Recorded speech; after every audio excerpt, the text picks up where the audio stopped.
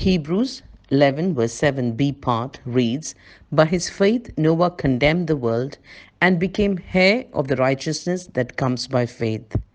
By his faith Noah condemned the world. What does that mean? Well, it doesn't mean that Noah was a harsh, judgmental, or condemning person. Genesis 6 verse 9 tells us that Noah was a righteous man, blameless among the people of his time, and he walked with God. So Noah was not harsh or condemning. Then what does Noah condemn the world by his faith mean? It means that Noah's faith in building the ark stood as a testimony of judgment against the whole world because those who saw him building did not similarly heed God's warning. When you make a right choice in your life, it only highlights the wrong choices of others.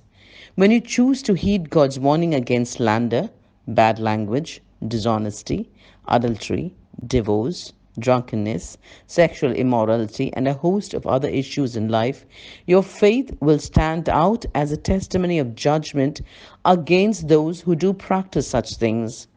And in this way, your faith condemns the unbelieving world around you.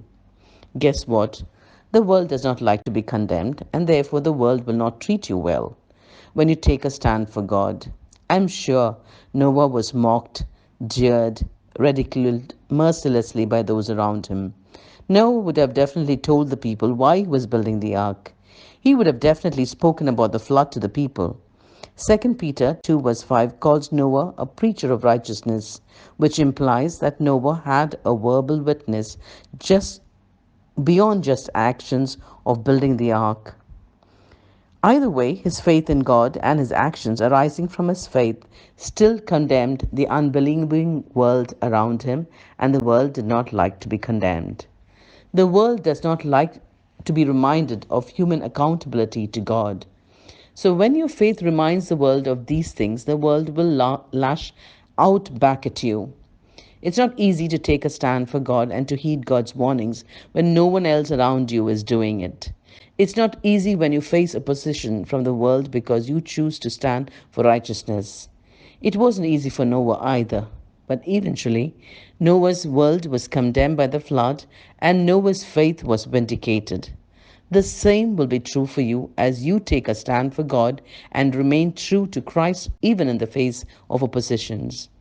Noah's faith saved himself, his family, and the future human race. Noah became heir of righteousness that comes by faith. What does that mean?